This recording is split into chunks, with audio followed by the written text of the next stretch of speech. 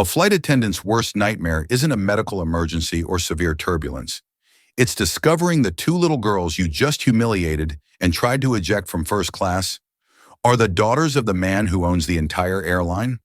On a flagship Apex Air A380 cruising at 35,000 feet from New York to London, senior attendant Brenda Gallagher made a choice fueled by decades of ingrained prejudice. She saw two young black girls, 10-year-old twins Maya and Chloe, and saw a problem that didn't belong in her pristine cabin. What she failed to see was their quiet, unassuming father, Julian Vance, the billionaire titan of industry who had recently acquired the airline and was traveling incognito.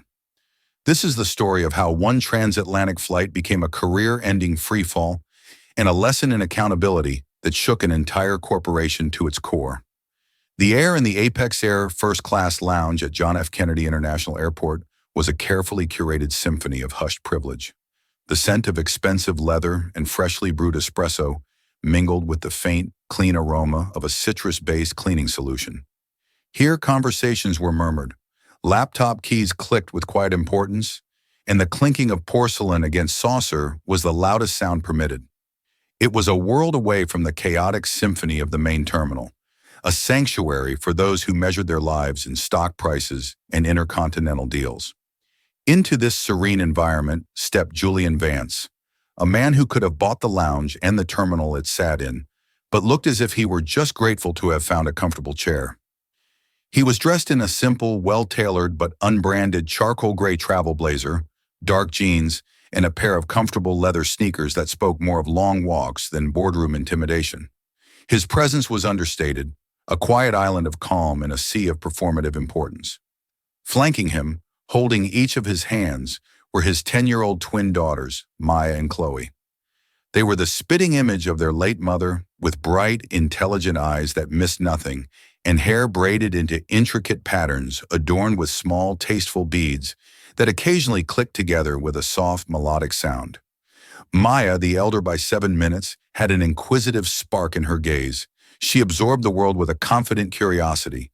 Chloe was the observer, her eyes a little wider, her grip on her father's hand a little tighter, her mind cataloging every detail with a quiet intensity. They were clutching identical sketch pads and a shared case of colored pencils, their most prized possessions for any journey. This trip was important. It was the first anniversary of their mother's passing, and they were flying to London, her favorite city, to visit the park where he had proposed and to celebrate her memory not with tears, but with stories and sketches and the finest hot chocolate a London hotel could offer. Julian had deliberately chosen to fly on one of his own planes, unannounced.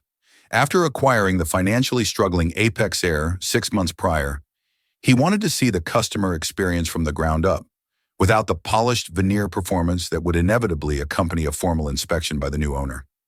He wanted to know what his regular, full-fare-paying passengers experienced. He, Julian Vance, and his daughters were just passengers 1A, 1B, and 1C, nothing more. As they settled into a quiet corner of the lounge, Julian felt a familiar pang of loss.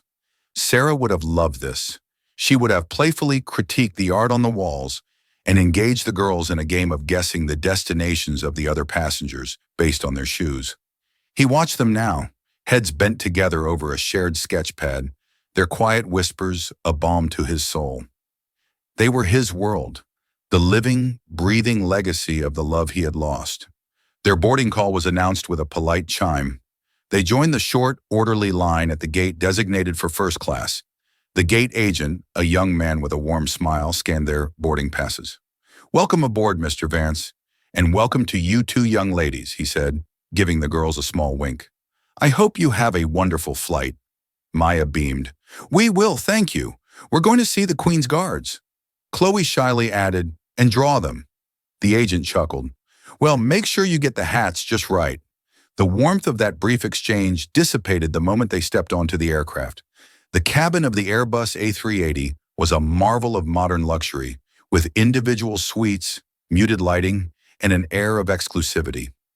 Greeting them at the door was Brenda Gallagher, a senior flight attendant whose posture was as starched as her uniform collar. She had been with Apex Air for 22 years, long before the Vance Holdings acquisition.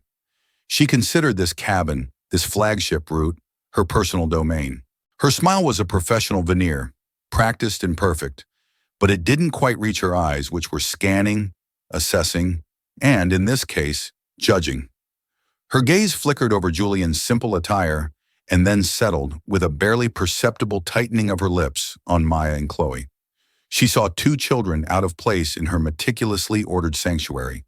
Her smile faltered for a fraction of a second before the mask of professionalism snapped back into place. "Welcome aboard," she said, her voice crisp and cool. She looked at Julian's boarding pass.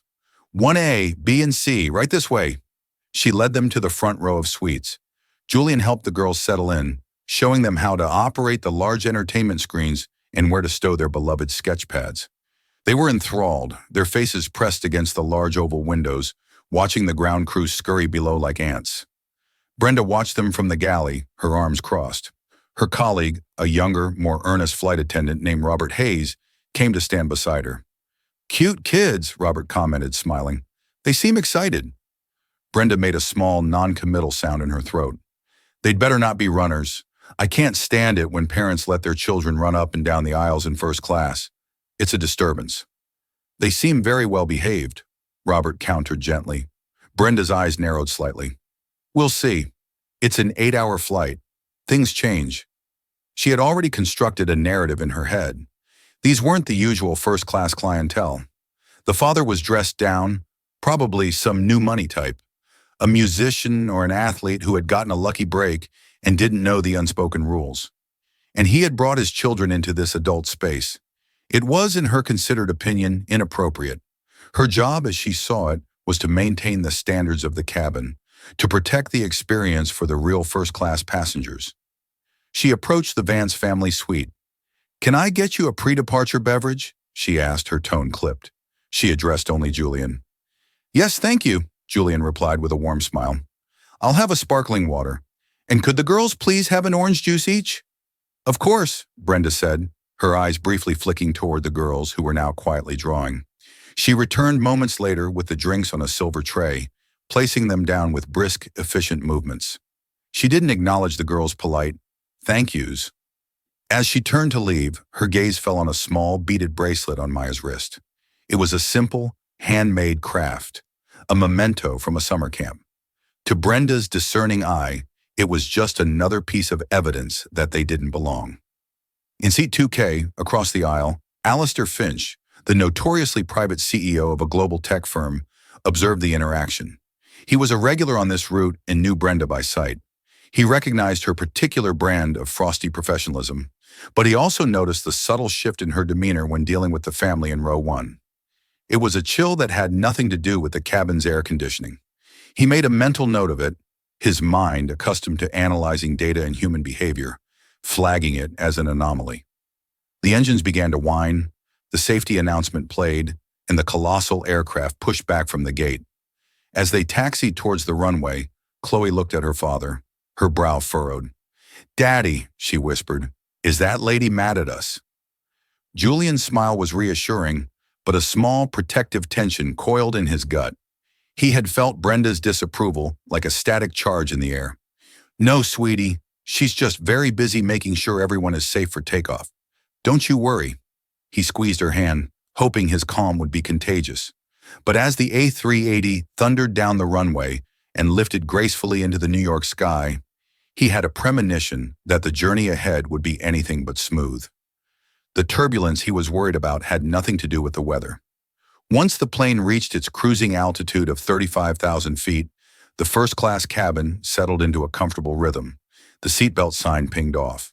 The murmur of conversation returned, punctuated by the gentle pop of a champagne cork.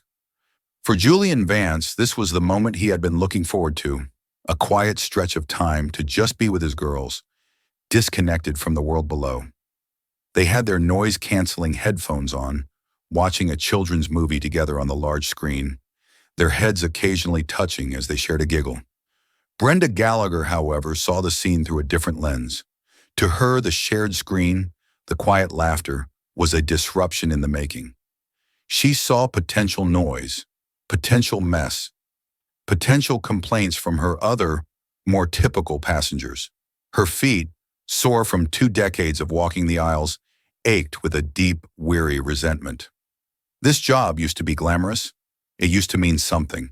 Now it seemed anyone with enough points or a lucky upgrade could wander in and treat her cabin like their living room. Her opportunity to rectify the situation came when Maya needed to use the lavatory. The little girl, polite to a fault, slipped out of her seat and started walking down the aisle. As she passed the galley, Brenda stepped out, physically blocking her path. "And where do you think you're going?" Brenda asked. Her voice was low but carried the sharp edge of authority. Maya stopped, surprised. "I'm going to the restroom," she said, pointing towards the illuminated sign. Brenda looked down at her, her expression a mask of stern disapproval. "The lavatories for the economy cabin are in the rear of the aircraft. You must have gotten lost." It wasn't a question, it was a declaration. Maya's brow furrowed in confusion. "No, my dad's seat is right there. 1B, we're in first class." "I'm quite aware of where your father is sitting," Brenda said, her voice dripping with condescension. "But these facilities are reserved for our first-class passengers. Now be a good girl and go back to your own cabin." Tears pricked at the corners of Maya's eyes. She was a bright child, and she understood implication perfectly. This woman was saying she didn't belong here. She wasn't a first-class passenger. Humiliation, hot and sharp, washed over her. But my ticket says—" "I know what your ticket says," Brenda interrupted, her patience wearing thin. "And sometimes there are mistakes in the system. Now turn around." From across the aisle, Alistair Finch lowered his newspaper, his eyes narrowing. He had heard every word. He watched the little girl's shoulders slump in defeat as she turned to go back to her father. Julian had noticed the exchange. He paused the movie and slid his headphones off. "Maya, sweetie, is everything okay?" he asked, his voice calm. Maya rushed back to him, her face crumpled. "That lady," she whispered, the tears now spilling over. "She said I can't use the bathroom here. She said I have to go to the back of the plane." Chloe looked on, her own eyes wide with shock and hurt. She took her sister's hand, her small face a mirror of the same confusion and shame. A slow, cold anger began to build in Julian's chest, but he kept his expression neutral for his daughters. He unbuckled his seatbelt. "It's okay, baby. Let me handle this." He stood up, his 6'2" frame unfolding from the suite. He wasn't an imposing man by nature, but at that moment, a quiet gravity settled around him. He walked towards the galley where Brenda was now briefing Robert, her voice a self-satisfied whisper. "You see? You have to be firm. Give them an inch, and they'll take a mile. The parents are probably in economy and snuck them up here." "Brenda, her boarding pass clearly said 1B, Robert said, a note of deep unease in his voice. "I saw it myself at the gate. Boarding passes can be faked, or it's a system glitch," Brenda dismissed, waving a hand. "Trust my gut. I've been doing this for 22 years. "Excuse me," Julian's voice cut through her monologue. It was soft, but it commanded attention. "I believe there's been a misunderstanding." Brenda turned, her professional smile plastered on her face, but her eyes were cold as ice chips. "Sir, I was just explaining to the child, that the lavatories for her cabin are located further back." "Her cabin," Julian repeated, his voice dangerously level, "is right here, seat 1B. Our seats are 1A, 1B, and 1C. We are all ticketed first-class passengers. So perhaps you can explain to me why my daughter was denied access to the facilities she is entitled to use." The directness of the challenge seemed to fluster Brenda for a moment. Her narrative of lost children was being dismantled. She fell back on her perceived authority. "Sir, with all due respect, it is highly unusual to have unaccompanied minors in the first-class cabin." "They are not unaccompanied," Julian stated flatly. "I am their father." "Yes, well," Brenda fumbled, her prejudice now scrambling for a new justification. "There may have been an error in the booking. Sometimes when a plane is not full, economy passengers are seated in empty premium cabins to help with weight and balance. But they are not entitled to the full amenities. I'm sure you understand."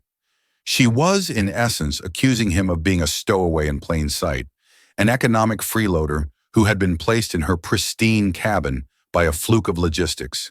The insult was so profound, so nakedly based on her visual assessment of him and his children, that Julian was momentarily stunned into silence. Robert Hayes looked horrified. He opened his mouth to intervene, to say that he had the passenger manifest and could confirm their status. But Brenda shot him a look that could freeze fire. A look that said, "I am the senior crew here. You will be silent." Julian took a deep breath, channeling his anger into a steely resolve. He would not lose his temper in front of his girls. "There is no error," he said, his voice dropping an octave. "I purchased 3 full-fare, first-class tickets for myself and my daughters. Your implication is not only incorrect, it is deeply offensive. Now, for the last time, my daughter needs to use the lavatory. Please step aside." The confrontation had drawn the attention of the few other passengers. The cabin, once a haven of quiet luxury, was now thick with tension. Alistair Finch had put his newspaper down entirely and was watching the scene unfold with undisguised interest. Brenda, cornered and with her authority challenged, made a fatal mistake. Instead of backing down, she doubled down. She crossed her arms, planting her feet firmly. "Sir, I do not appreciate your tone. If you continue to be disruptive, I will be forced to inform the captain. We have a zero-tolerance policy for passenger aggression." She had twisted his calm, direct request into an accusation of aggression. She was painting him as the threat, the problem, the source of the disruption. It was a classic, ugly maneuver, and Julian recognized it instantly. "Inform the captain," Julian said, his voice now devoid of all warmth. "I insist on it." He turned, walked back to his daughters, and knelt before them. "It's going to be okay," he murmured, his back to the rest of the cabin, shielding them from the scene. "Daddy is here. It's just a silly mix-up." But as he comforted them, a new, harder resolution settled in his heart. This was no longer just about a flight to London. His anonymous trip to observe his company's operations had just become a live, high-stakes audit of its very soul. And Brenda Gallagher, in her starched uniform and unyielding prejudice, had just nominated herself as the prime exhibit. The call to the flight deck was a breach of protocol reserved for serious issues: medical emergencies, security threats, or dangerously unruly passengers. For Brenda Gallagher, it was a strategic escalation, a way to use the ultimate authority on the aircraft to validate her own. She was confident that Captain Peterson, a veteran pilot with a no-nonsense reputation, would see things her way. In her mind, she was the seasoned professional managing a difficult situation created by a non-compliant passenger. While they waited, the cabin remained suspended in a state of tense silence.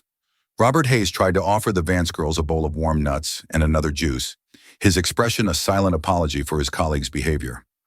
Chloe shyly refused, but Maya, ever her father's daughter, looked Robert in the eye and said, "No, thank you. We'll wait." It was said with a quiet dignity that belied her age, and it struck Robert to the core. Julian gave the young man a small, appreciative nod. He recognized an ally, however silent.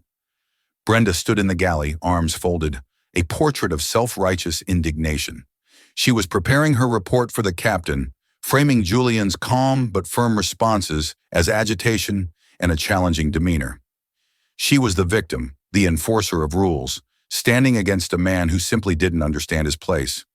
After 10 long minutes, the purser, a harried-looking man named Jeffrey, descended from the upper deck, followed shortly by Captain Peterson himself. The captain's presence in the cabin during flight was an immediate red flag to every passenger. He was tall and silver-haired, his uniform immaculate, and his face was a mask of grim professionalism. He had been told there was a passenger dispute threatening the order of the first-class cabin. "What seems to be the problem here?" Captain Peterson asked, his voice a low baritone that commanded respect. Brenda immediately launched into her carefully rehearsed narrative. "Captain, thank you for coming down. This passenger," she said, gesturing towards Julian, "is refusing to comply with crew instructions. His children were wandering into the first-class cabin from economy, and when I attempted to redirect them, he became aggressive and disruptive." Alistair Finch in seat 2K let out a short, incredulous scoff. It was quiet, but in the tense cabin, it was as loud as a gunshot. Captain Peterson's eyes flickered towards him for a second before returning to Brenda. "Is this true, sir?" the captain asked, turning his attention to Julian. Julian stood up slowly, meeting the captain's gaze. He did not raise his voice. "Captain, my name is Julian Vance. These are my daughters, Maya and Chloe. We are seated in 1A, 1B, and 1C. All I did was ask your senior flight attendant why my daughter was being denied access to the lavatory in the cabin for which we hold tickets. She accused us of being economy passengers, of having fraudulent passes, and then, when I corrected her, she accused me of being aggressive. At no point did I raise my voice or make any threats. I simply stated the facts. The captain looked from Julian's calm, steady face to Brenda's flushed, indignant one. He then looked at the two little girls huddled in their suite, looking utterly miserable. Children were often the emotional barometers of a situation, and these children were not misbehaving. They were frightened and humiliated. "Brenda, show me the passenger manifest," Captain Peterson commanded. Robert Hayes, who had already pulled it up on his tablet, immediately handed it over. The captain scrolled to the first-class section. The names were clearly listed: Vance, Julian, Vance, Maya, Vance, Chloe. Seats 1A, 1B, 1C. Ticket numbers were valid. Fare class, F full fare, first. The captain's expression hardened. "Brenda, the manifest confirms Mr. Vance's story. They are full fare passengers in these assigned seats." This was the moment Brenda could have salvaged something. She could have apologized, claimed a terrible misunderstanding, and retreated. But her pride and the prejudice that fueled it would not allow for surrender. "Captain, the manifest could be wrong," she insisted, her voice growing shrill. "There are system glitches all the time. Look at them. They're not our typical clientele." I was trying to protect the integrity of the cabin for our other guests. She had said the quiet part out loud. The ugly, unvarnished truth of her bias was now hanging in the air for everyone to hear. "They're not our typical clientele." Captain Peterson's face was like stone. "Protect the cabin from what, Miss Gallagher? From a 10-year-old girl needing to use the restroom? From a father and his two children on their way to London?" Before Brenda could reply, Alistair Finch finally spoke up from his seat. "Captain," he said, his voice carrying the easy authority of a man used to being listened to. "My name is Alistair Finch. I am in seat 2K. I witnessed the entire exchange. The account given by Mr. Vance is 100% accurate. Your flight attendant's behavior was appalling. She was condescending, accusatory, and overtly discriminatory. The only person who has been disruptive in this cabin is her." The captain's eyes widened slightly. He knew the name Alistair Finch. Everyone in the business world knew that name. His testimony was unimpeachable. The situation had just escalated from a serious internal issue to a potential PR catastrophe. Captain Peterson turned to Brenda, his voice now dangerously low. "Is there anything else you neglected to tell me?" Brenda was pale, her confidence finally shattering. She had been so sure of her position, of her seniority, of her gut feeling. Now it was all crumbling around her. I was just following procedure," she stammered. "No," the captain said, his voice final. "You were not. Go to the galley. Mr. Hayes," he said, turning to Robert, "you will take over lead service for the first-class cabin for the remainder of this flight. See to it that Mr. Vance and his family are provided with anything they require." He then turned to Julian. "Mr. Vance, on behalf of Apex Air, I offer you my sincerest and most profound apologies. This is completely unacceptable. This is not who we are. Please be assured I will be filing a full report upon landing." Julian nodded, accepting the apology. But the damage had been done. His daughters were still shaken. The dream of a peaceful, healing trip had been irrevocably tainted by an act of ugly, baseless prejudice. "Thank you, Captain," Julian said quietly. "I appreciate your intervention." As Captain Peterson and the purser retreated to the flight deck, a mortified Brenda Gallagher slunk into the galley, avoiding the gaze of every passenger. The humiliation she had tried to inflict upon Maya had boomeranged back onto her with devastating force. She sat on a jump seat, her hands trembling.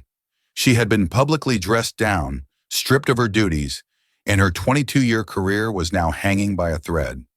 But the worst part was, she still couldn't fully comprehend what she had done wrong. In her mind, she had been right. They didn't look right. Her instincts, honed over 2 decades, had told her so. She couldn't understand how the world had suddenly decided that her instincts were wrong. It wasn't fair. The unfairness of it all burned hotter than her shame. As the plane continued its silent, inexorable journey across the Atlantic, Brenda Gallagher was trapped in a cabin of her own making, a prisoner of a prejudice she refused to acknowledge. The galley, normally a bustling hub of quiet efficiency, became a pocket of strained silence. Brenda sat on the small jump seat, her back ramrod straight, staring at the polished metal wall. She was officially off duty, relegated to the sidelines while a junior attendant half her age managed her cabin. The humiliation was a physical thing, a sour taste in the back of her throat. Robert Hayes moved around her with a careful, deliberate grace. He was acutely aware of her presence, a storm cloud of resentment in the confined space. He busied himself preparing the meal service, his movements precise, but his mind was racing. He felt a confusing mix of emotions, pity for Brenda's public downfall, anger at her blatant prejudice, and a sickening anxiety about his own role in the incident. He had stood by, intimidated into silence. His inaction felt like a form of complicity. He risked a glance at her. "Brenda," he began, his voice soft. "Are you okay?" Her head snapped towards him, her eyes blazing with a defensive fire. "Am I okay? Am I okay? Robert, did you see what just happened? That man, he manipulated the captain. And that other passenger, Finch, they ganged up on me. All because I was trying to do my job." Robert took a deep breath. "Doing your job is making sure passengers are safe and comfortable," he said gently. "The Vances are ticketed passengers. You blocked a child from using the lavatory." "She could have been a child from economy trying to sneak a peek," Brenda hissed, her voice a venomous whisper. "It happens all the time. You're too new. You don't see the tricks they pull. The rules are there for a reason. They maintain a standard. People pay thousands of dollars for a ticket in this cabin. They pay for peace, for quiet, for an elevated experience. They don't pay to have it ruined by people who don't belong." There it was again. "Don't belong." The phrase hung in the air between them, ugly and undeniable. "What makes you think they don't belong?" Robert pressed, his own courage surprising him. "The way they're dressed? The color of their skin?" Brenda recoiled as if he had slapped her. "Don't you dare," she seethed. "Don't you dare accuse me of that. This has nothing to do with race. This is about class, about decorum, about people knowing their place. I have served countless black passengers in my career, dignitaries, celebrities, CEOs. They understood the environment. They belonged. This man, with his jeans and his sneakers, he flaunted it. He let his kids treat the suite like a playground." "They were watching a movie," Robert countered, his voice flat. "They were whispering. I was watching them, Brenda. They were model passengers." "You're naive," she spat, turning away again. "You'll learn. This company is going downhill ever since the acquisition. The standards are slipping. They're letting anyone and everyone in. This is what happens. Vance Holdings doesn't understand the luxury airline business. They just see numbers on a spreadsheet." The irony of her statement was so thick, Robert almost choked on it. She was complaining about the new ownership, Vance Holdings, to a man named Vance. He wondered for a brief, dizzying moment if it could be a coincidence. The name was not incredibly uncommon, but the quiet authority Mr. Vance carried, the way he refused to be rattled, the way he had calmly insisted on the captain's intervention, it didn't feel like a coincidence. He discreetly pulled out his tablet again, ostensibly to check on meal requests. He opened the crew communication app and looked at the flight's special notes. Usually it listed dietary restrictions or VIP notifications. For today's flight, there was only one unusual entry, flagged for the captain and purser's eyes only. "Monitor and report on first-class service standards. Discretion is paramount. C. Sterling, EVP in-flight operations." Robert's blood ran cold. C. Sterling was Catherine Sterling, the executive vice president. This flight was under secret observation, and Brenda had just delivered a masterclass in precisely what not to do. He connected the dots in a sickening rush. The quiet man in 1A, the name Vance, Vance Holdings, the special note from corporate. It wasn't a coincidence. It was a spot check. And the person doing the checking was the man who owned the entire company. He felt a wave of nausea. He looked at Brenda, who was now nursing a cup of tea, her face a mask of bitter resentment. She had no idea. She was sitting in the galley of an airplane owned by the man she had just insulted, complaining about his leadership, completely oblivious to the fact that her career had not just hit turbulence, but had flown directly into the side of a mountain. He had to say something. It was cruel not to. "Brenda," he started again, his voice barely a whisper. "The family in 1A. Their name is Vance." "I know his name," she snapped. "So what? The company that bought Apex Air 6 months ago, the parent company. It's called Vance Holdings." Brenda froze, the teacup halfway to her lips. She stared at him, her mind slowly, painfully processing the information. The letters VANCE seemed to hang in the air, rearranging themselves from a simple surname into a corporate logo. Her face, already pale, lost the last of its color. The teacup began to rattle in its saucer, her hand trembling uncontrollably. "No," she whispered, "it can't be. He would have said something. He would have been traveling with a huge entourage and a press corps?" Robert finished for her. "Or maybe he wanted to see what the airline was really like." The teacup slipped from her grasp, clattering onto the metal floor and splashing hot tea across her sensible shoes. She didn't even notice. The full, catastrophic weight of her actions finally crashed down on her. Every word she had said, every sneer, every condescending look replayed in her mind. But this time they were directed not at some new money passenger, but at her ultimate boss, the owner, the man who held the fate of all 30,000 Apex Air employees in his hands. She had not just insulted a customer, she had insulted the king in his own castle, blissfully unaware of his crown. The whispers in the galley died. In their place was the deafening sound of a career, a life, a carefully constructed world of pride and prejudice, imploding in on itself. Brenda Gallagher stared into the abyss, and for the first time, she saw her own reflection staring back. For the rest of the flight, a strange, surreal calm descended upon the first-class cabin. Robert Hayes performed his duties with a newfound, almost reverential attention to detail, especially for the Vance family. He brought the girls special dessert plates decorated with chocolate syrup, addressed them by name, and ensured their father's water glass was never empty. Julian, for his part, was gracious and polite, but a certain warmth had gone from his eyes. He was in observation mode now, his mind a silent, whirring calculator of corporate liability, brand damage, and necessary change.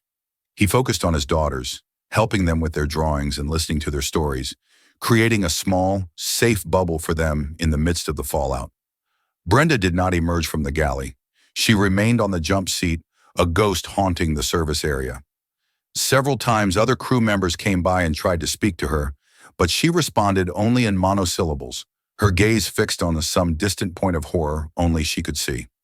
The arrogant, self-assured senior attendant was gone, replaced by a hollowed-out shell of a woman grappling with the magnitude of her mistake. Julian knew he had a decision to make. He could let the captain's report handle the situation. Peterson was a competent officer and would undoubtedly be thorough. But Julian also knew that official reports could be sanitized, corporate discipline watered down. What he had witnessed was not a simple service failure. It was a symptom of a deeper cultural sickness within the airline he had just spent billions to acquire. A sickness of complacency and prejudice. It needed more than a slap on the wrist. It needed surgery. As the aircraft began its initial descent towards London Heathrow, Julian connected his laptop to the onboard Wi-Fi. The connection was slow and expensive, a flaw he made a mental note to rectify, but it was stable enough for his purpose. He typed a short, direct message to a single recipient, Catherine Sterling, his executive vice president of in-flight operations. She was a sharp, no-nonsense executive he had personally hired to clean up the airline's notoriously inconsistent service. The message was simple and devoid of emotion. "Catherine, it's Julian Vance. I am currently on flight AX1001 JFK LHR in seat 1A. There has been a serious incident involving a senior member of the flight crew and my family. I need you to meet the aircraft at the gate upon arrival. No fanfare. Come aboard with the ground supervisor. We have a great deal to discuss, The crew member's name is Brenda Gallagher. Julian, he hit send. Thousands of miles away in a London office where the day was just beginning, a notification pinged on Catherine Sterling's phone. She read the message once, then twice. A chill went down her spine. The boss was on Axe 101, incognito, and there had been an incident so serious he was summoning her to the gate personally. Her mind raced. She immediately canceled her morning meetings and dispatched a message to the Heathrow station manager. Hold flight AX101 at the gate upon arrival. No deplaning until I am on board. This is a directive from the CEO's office. Back on the plane, the wheels touched down on the tarmac at Heathrow with a gentle bump. As the A380 taxied towards the terminal, the usual post-landing bustle began. Passengers started gathering their belongings, eager to deplane. But when the jet bridge connected and the door was opened, a crisp, authoritative voice came over the PA system. Ladies and gentlemen, this is the captain speaking. We have been asked to hold all passengers at the gate for a few moments. Please remain in your seats until the seatbelt sign has been switched off. We apologize for the short delay. A confused murmur rippled through the aircraft. In first class, Brenda Gallagher's head shot up. This was not standard procedure. Her heart, already pounding, began to hammer against her ribs. She saw the ground supervisor come on board, followed by a woman with sharp, intelligent eyes dressed in an impeccably tailored business suit. The woman scanned the cabin, her eyes landing on Julian Vance. She gave a small, respectful nod, which he returned. Catherine Sterling walked directly to the galley. Brenda Gallagher, she asked, her voice calm but carrying an unmistakable edge of command. Brenda stood up, her legs feeling like water. Yes, she managed to croak. I'm Catherine Sterling, EVP of In-Flight Operations. Please gather your personal belongings. You'll be coming with me. The public nature of the summons was the final, crushing blow. Every eye in the first-class cabin was on her. She was being escorted off the plane like a criminal. She fumbled with her crew bag, her hands shaking so badly she could barely work the zipper. Robert quietly helped her, his face a mixture of pity and dread. As Catherine waited, she addressed Julian. Mr. Vance, I am so sorry for this. I will get a full accounting of what happened. You will, Julian said, his voice leaving no room for doubt. He then looked at Alistair Finch. Mr. Finch, I want to thank you for speaking up. Your clarity was appreciated. Alistair simply nodded. It was the right thing to do. I trust you'll handle it appropriately, Julian. The use of his first name indicated a level of familiarity that further confirmed Julian's status to anyone still in doubt. Brenda was finally ready. As Catherine led her towards the door, she had to walk past row 1. She risked a glance at the family she had tormented. Julian's face was impassive, a mask of executive resolve, but it was the eyes of the little girls that broke her. They weren't looking at her with anger or triumph. They just looked sad. They looked at her with the deep, wounded confusion of children who had been shown a piece of the world's ugliness for the very first time.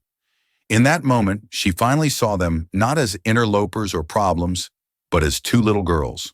2 children whose only crime was being in her presence. The weight of her prejudice, of her arrogance, crashed down upon her not as a corporate problem, but as a profound moral failure. As she stepped off the plane and into the sterile environment of the jet bridge, leaving behind the cabin that had been her kingdom for over 2 decades. Brenda Gallagher knew her flight was over. This was the end of the line. The unveiling was complete, not just of Julian Vance's identity, but of the ugly truth she had hidden behind her uniform for years. The walk from the aircraft to the Crew Operations Center at Heathrow was the longest of Brenda Gallagher's life. Flanked by Catherine Sterling and a silent station manager, she moved through the bustling backstage corridors of the airport in a fog of disbelief. The normal sounds of her workplace, the rumble of baggage carts, the crackle of radios, the cheerful greetings of colleagues, seemed alien and distant. She was no longer a part of this world. She was an anomaly being removed from the system. They entered a small, sterile conference room. The air was cold. Catherine Sterling gestured for her to sit. The door clicked shut, and the silence was absolute. Brenda, Catherine began, her tone devoid of any warmth or anger. It was the voice of pure, dispassionate process. Before we begin the formal investigation, I want you to tell me, in your own words, exactly what happened on Flight AX-101. Brenda opened her mouth, and for a moment, the old defensive instincts kicked in. She wanted to craft a narrative, to paint herself as the victim of a misunderstanding, to blame the passenger's attitude. But the look in Catherine's eyes, a look that said she already knew everything and was merely testing Brenda's capacity for honesty, stopped her. The lies died in her throat. Her composure finally crumbled. Tears streamed down her face, cutting paths through her foundation makeup. I made a mistake, she sobbed, the words choked and raw. A terrible, terrible mistake. Explain it to me, Catherine said, unmoved by the tears. Haltingly, shamefully, Brenda recounted the entire event. She told of her initial assessment in the lounge, her assumption about their attire, her blocking Maya from the lavatory, her accusations of them being from economy, her doubling down when challenged, and her disastrous appeal to the captain. As she spoke the words aloud, she heard them for what they were, a litany of baseless, prejudiced actions. She left out nothing, not even her final damning remark about them not being typical clientele. When she was finished, the silence returned, heavier than before. Catherine had taken meticulous notes. "And at what point did you realize the passenger was Julian Vance?" Catherine asked. Not until Robert, the other attendant, told me. In the galley. After the captain had... After. So every action you took, every word you spoke, was directed at a passenger you believed to be just an ordinary man traveling with his children, Catherine clarified. It wasn't a question designed to soften the blow. It was designed to sharpen it. It meant that her behavior wasn't a specific error in judgment about one person, but a fundamental flaw in how she treated any customer she deemed unworthy. "Yes," Brenda whispered. "Thank you for your honesty," Catherine said, though it sounded more like a final judgment. "As per company policy and aviation regulations, you are hereby suspended, effective immediately, pending a full investigation. You will surrender your crew ID and airport credentials. A formal meeting with Human Resources will be scheduled within 48 hours. The words were clinical, but they were devastating. Suspended pending investigation was corporate speak for a slow, procedural execution. She was already fired. The paperwork just hadn't caught up. A security officer entered the room to collect her badge, the one she had worn with such pride for 22 years. The act of unclipping it from her uniform felt like a physical amputation. While Brenda's world was collapsing, Julian Vance was managing his own. He had been escorted with his daughters to a private suite in the airport's Windsor lounge. Maya and Chloe, exhausted by the emotional turmoil, had fallen asleep on a plush sofa, their sketchbooks resting on their chests. Julian watched them, his heart aching. He had wanted this trip to be about celebrating their mother's life, not about exposing them to the casual cruelty of prejudice. Catherine Sterling entered the suite an hour later. "Julian," she said softly, "I've spoken with Ms. Gallagher, the captain, and the junior attendant, Robert Hayes. I also received a brief, unsolicited email from another passenger, a Mr. Alistair Finch, corroborating your account in detail. The facts are not in dispute." "And Brenda?" Julian asked, not looking away from his sleeping children. "She has been suspended and removed from duty. The termination process has been initiated. She will not fly for Apex Air again." Julian nodded slowly. "That's the easy part, Catherine. Firing one employee is reactive. It doesn't solve the problem. It just removes a symptom. How did a woman with that mindset become a senior attendant on our flagship international route? How many other passengers, ones who don't own the airline, has she treated this way over the years? How many other Brendas do we have on our payroll?" His questions hung in the air, a stark indictment of the company's culture. "This incident," he continued, his voice hardening with resolve, "is not going to be swept under the rug. This is not a quiet HR matter. This is a watershed moment for this company. I want a complete top-to-bottom review of our in-flight service standards, our bias and sensitivity training, and our customer complaint resolution process. I want to know how we failed, and then I want a concrete, actionable plan to fix it. I don't want to just be a better airline. I want us to be the standard for inclusivity and respect in the entire industry." Catherine listened, her pen flying across her notepad. This was the Julian Vance she knew. the man who saw every crisis as an opportunity for foundational change. "It will be done, Julian," she promised. "I'll start immediately." "Good," he said. He finally looked at her, his eyes weary but clear. "And find that young man, Robert Hayes, the junior attendant. He was uncomfortable with her actions from the start. He showed our family kindness when his superior was showing us contempt.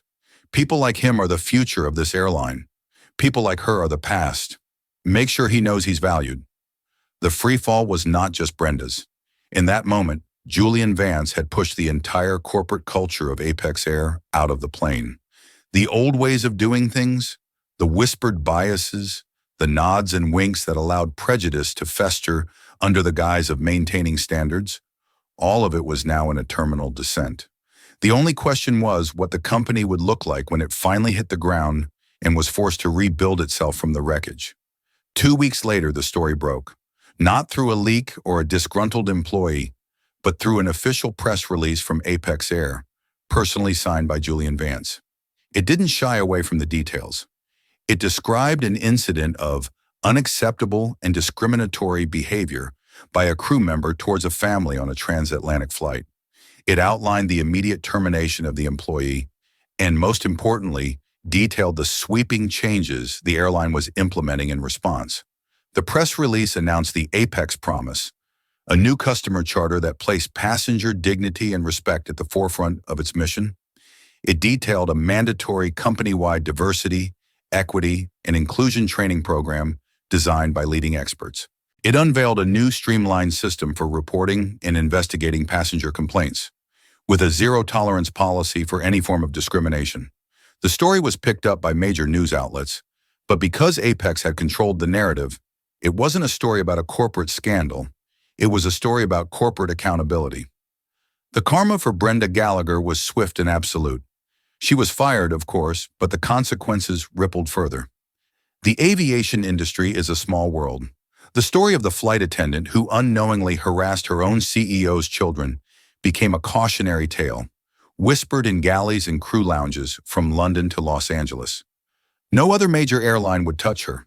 Her 2 decades of experience were rendered worthless, overshadowed by one catastrophic failure of character.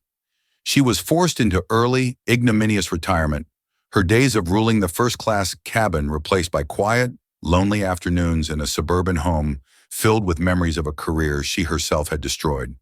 The pride she had so fiercely guarded had become her undoing. For Robert Hayes, the opposite was true. A week after the flight, he was personally called into Catherine Sterling's office. He walked in expecting to be disciplined for his inaction, but instead, he was praised for his decency. Julian Vance's instruction was followed to the letter. Robert was promoted to flight purser and put on a fast track for a management position. He was tasked with helping to develop the new training modules, his first-hand experience providing invaluable insight. His quiet integrity had been noticed and rewarded, signaling a cultural shift within the company. Empathy and moral courage were now qualities to be celebrated. In London, Julian, Maya, and Chloe finally had their memorial. They went to the small, beautiful park in Hampstead Heath, where he had asked their mother to marry him. They didn't talk about the flight. They talked about Sarah. Julian told them stories of her infectious laugh and her boundless optimism. Maya and Chloe drew pictures in their sketch pads, not of the Queen's Guards, but of their mother, surrounded by sunshine and her favorite flowers. It was a day of quiet healing, of remembering the love that still bound them together. On their flight home, on a different Apex airplane, the experience was night and day. The crew was attentive, warm, and genuine. The lead flight attendant, a kind woman who knew nothing of their identity, knelt down to speak to Maya and Chloe, asking them about their trip and admiring their drawings. It was a small gesture, but to Julian, it was everything. It was a glimpse of the airline he knew Apex could become. A month later, Julian sat in the boardroom, reviewing the initial results of the new training programs. There was a long way to go, but the journey had begun. His incognito flight had started as a simple business audit, but had transformed into a deeply personal mission. He hadn't just stood up for his daughters, he had stood up for every person who had ever been made to feel like they didn't belong.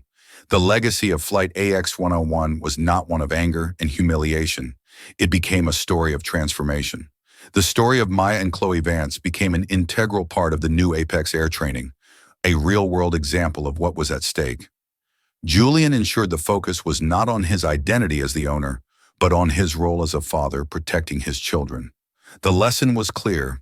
Every passenger, regardless of their appearance, their attire, or their age, deserved to be treated with the same dignity and respect as the person who signs the paychecks. As he looked out his office window at an Apex airplane gracefully climbing into the sky, Julian Vance felt a sense of purpose he hadn't felt since he'd lost his wife. He had bought an airline, a collection of planes and routes. But in the crucible of one transatlantic flight, born from an act of prejudice against his children, he had been given the chance to give it a soul. A new horizon was ahead, and this time, the ascent would be clear and true for everyone on board. Brenda Gallagher's story is a stark reminder that our actions, especially those born from prejudice, have consequences that can ripple far beyond a single moment. It wasn't just about losing a job. It was about the collision of arrogance with quiet power and how one father's fierce love for his children sparked a revolution in corporate accountability. Julian Vance didn't just seek retribution for the humiliation his daughters faced.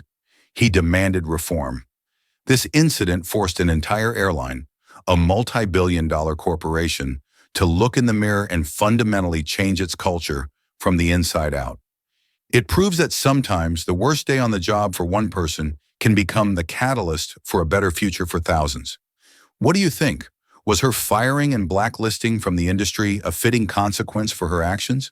Or was this an opportunity for education rather than termination? Let us know your thoughts in the comments below.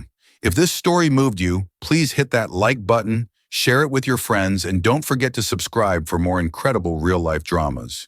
Your support helps us bring these powerful stories to light.